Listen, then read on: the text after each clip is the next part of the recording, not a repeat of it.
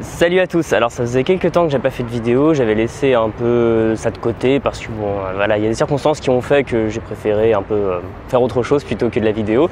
Mais me revoilà, donc voilà, on va pouvoir faire plus de vidéos dehors, il y a du soleil, j'ai remis mes lunettes de soleil et encore une fois d'ailleurs il y a des gens qui me l'ont reproché, c'est pour me protéger les yeux et je sais pas si vous avez déjà fait des vidéos plus de 10 minutes dehors sans lunettes, honnêtement ça se défonçait le crâne. Donc de quoi on va parler aujourd'hui? Alors ces derniers temps j'ai pas vraiment eu le temps de préparer une vidéo en mode tutoriel, c'est-à-dire comment faire ceci, comment faire cela, pour préparer un point précis d'apprentissage des langues. Donc on va à nouveau parler à des points plus de fond, plus de réflexion et on va finalement se demander à quoi ça sert d'apprendre des langues parce que bon, j'en parle tout le temps, mais au-delà de ça, pourquoi est-ce que vous perdriez votre temps à apprendre une langue?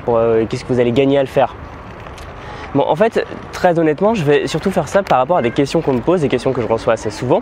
Donc voilà, vous êtes très nombreux à répondre à ces vidéos en commentaire, à m'envoyer des mails, et voilà, j'en suis honoré. Et dans la mesure du possible, dans la mesure de mes connaissances dans les langues que vous pratiquez, j'essaye de vous répondre, j'essaye de vous donner des conseils pour bien vous aiguiller, pour que vous puissiez arriver plus facilement à atteindre vos objectifs, c'est-à-dire parler une langue.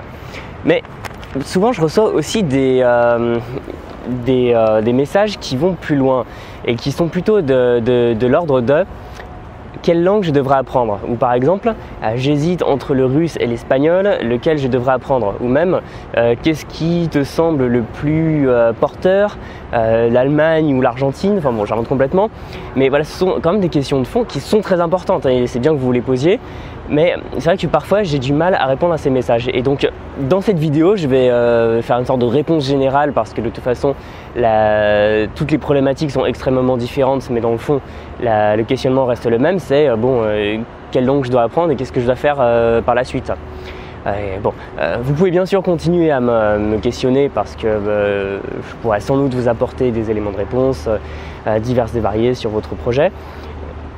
Mais de manière générale, la question quelle langue je devrais apprendre est compliquée parce que ça correspond finalement à une chose que je ne maîtrise pas moi, c'est-à-dire vous dire quoi faire.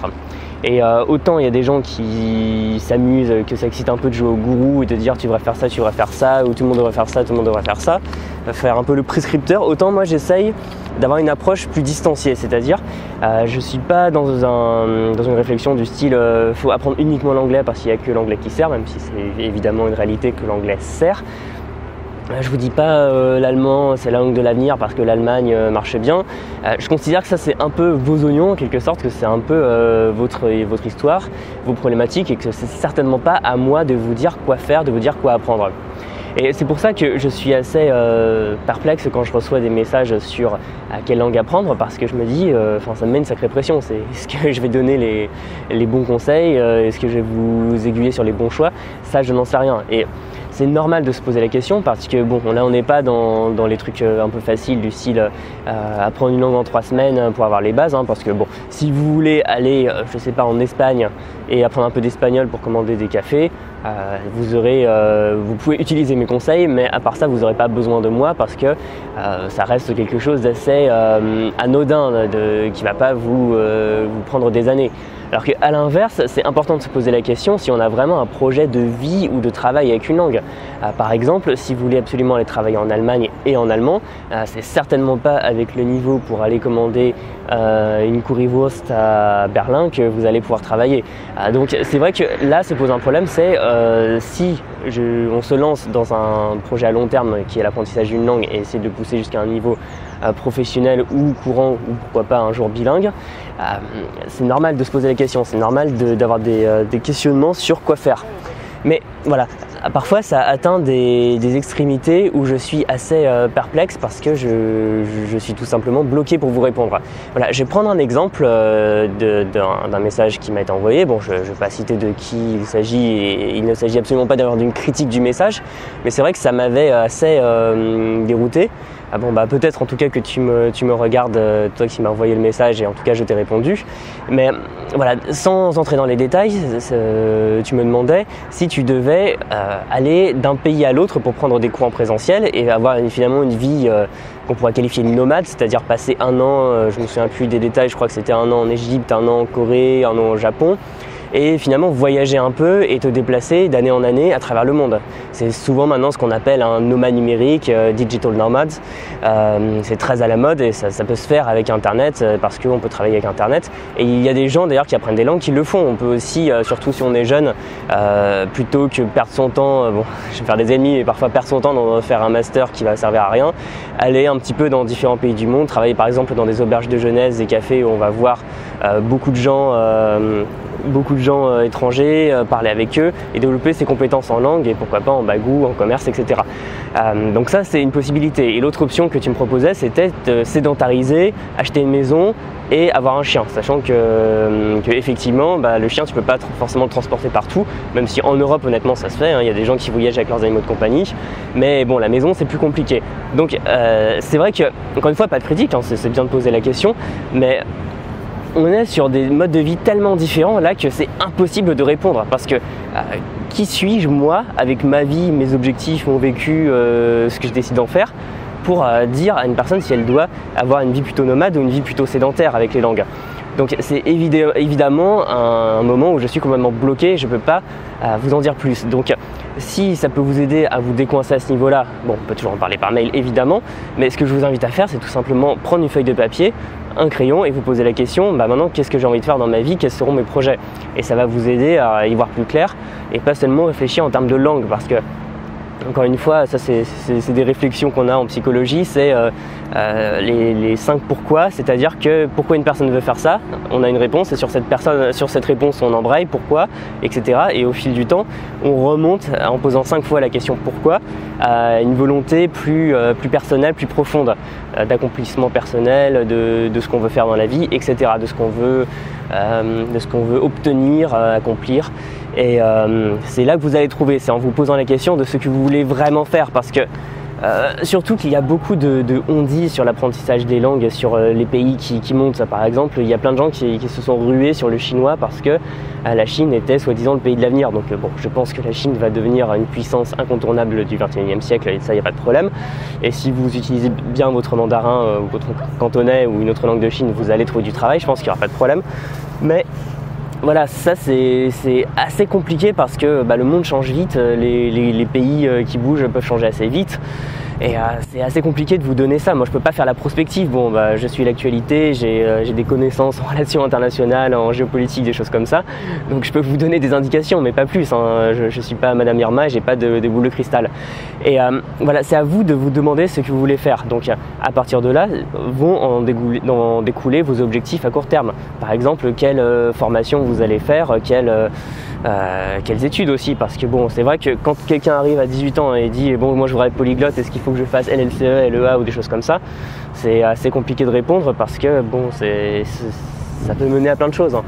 Après, bon, ce qu'il faut savoir pour les études, c'est que LEA ça va être un peu plus diversifié, mais peut-être pas assez spécialisé à mon sens. LLCE c'est très sur la littérature, les choses comme ça. Moi par exemple, j'avais fait de l'allemand en classe prépa. Et puis après j'ai arrêté l'allemand, j'ai pas fini ma licence pour tout vous dire, en partie parce qu'il fallait faire un stage dans une classe et faire de l'enseignement. Je me disais non mais en fait j'ai jamais signé pour faire de l'allemand, et puis de toute façon je m'étais déjà inscrit en double cursus, et je me suis dit bon, moi je vais garder mon nouveau cursus et l'allemand tant pis, genre une sorte de DUG. Mais parce que voilà, moi j'avais pas l'intention de faire de l'enseignement, et c'est vrai qu'il faut voir quels sont les débouchés réels et pas les débouchés d'ailleurs sur les brochures des facs qui sont en partie mensongers, parce que on va toujours vous dire que vous allez pouvoir bosser dans le luxe, l'hôtellerie, les choses comme ça, mais en fait ça va dépendre de plein d'autres paramètres, ça va même dépendre du stage que vous allez faire, du CDD que vous allez faire après. Il faut faire attention d'ailleurs à pas trop se nicher sans le vouloir, parce qu'à la fin on trouve plus de boulot, ça peut arriver aussi. Et voilà, c'est à partir de vos objectifs personnels profonds sur le long terme que vous allez pouvoir déterminer ce que vous allez faire et les langues à apprendre. Et ensuite, l'autre chose que je voyais, l'autre erreur de jugement, si je puis me permettre, encore une fois sans critique, que je vois là-dedans, c'est conditionner son mode de vie et son mode de déplacement, son mode de rapport à la propriété, là où on habite, etc. Subordonner ça aux langues. Parce que par exemple, si on se posait la question de est-ce que je vais aller dans plein de pays pour apprendre des langues ou est-ce que je vais me sédentariser, à mon sens, on passe à côté de l'essentiel. Et l'essentiel, c'est de se dire, bon, qu'est-ce que je veux vraiment dans la vie et comment les langues rentrent dans l'équation. Et ça me paraît pas anormal. En fait, je pense que c'est à cause de l'éducation qu'on reçoit. Bon, je suis très content qu'on ait une éducation gratuite, libre en France, jusqu'à 16 ans je crois obligatoire, et ça c'est très bien, mais malgré tout on est tellement dans une posture hiérarchique avec les profs au-dessus de nous, les élèves en dessous qui reçoivent l'information. Ce qui fait d'ailleurs que les profs un peu âgés ont souvent du mal à s'habituer aux jeunes générations et à leur mode d'apprentissage plus horizontal. Mais c'est que de manière générale, on a tellement l'habitude de recevoir du savoir de la part de l'école, des professeurs, d'une façon très ex cathedra, comme on dirait en latin, depuis la chaire, avec le prof qui dit les choses, les élèves qui notent. Ce qui fait qu'en fait on garde un peu la même approche, on garde la subordination au savoir, c'est le savoir qui va déterminer tout ce qu'on va faire, et en même temps c'est vrai parce que dans plein de professions on est dans des corporatismes. Par exemple en médecine, on ne va pas être médecin autodidacte, il faut passer par exemple la fac de médecine qui va nous faire passer par un concours, réussir le concours, etc. Et au fur et à mesure on va pouvoir devenir médecin. Donc je dis pas que c'est mal, parce qu'il ne faudrait pas que tout le monde s'improvise médecin, sinon par exemple moi j'aurais pas confiance, mais on voit ici tout le poids de l'académisme, du savoir, qui fait qu'on va rentrer ou non dans une corporation, qui fait qu'on va avoir ou non le droit d'exercer un certain métier. Alors que pour les langues, honnêtement, vous avez la compétence de parler, vous avez la compétence de faire ceci, cela dans une langue, c'est-à-dire, je sais pas, du management international, de la traduction, de l'interprétariat, voilà, peu importe, de la négociation. Et donc, là, c'est vous qui allez avoir le choix. Vous apprenez une langue, vous en faites ce que vous voulez. Et plutôt que vous demandez, bon, par rapport aux langues, est-ce que je dois voyager ou me sédentariser, ou est-ce que je dois aller dans tel ou tel pays, demandez-vous plutôt, est-ce que j'ai envie d'avoir un mode de vie nomade ou un mode de vie sédentaire, et faites rentrer les langues dans l'équation, parce que de toute façon, les langues, ça peut s'apprendre aussi bien dans le pays que chez soi.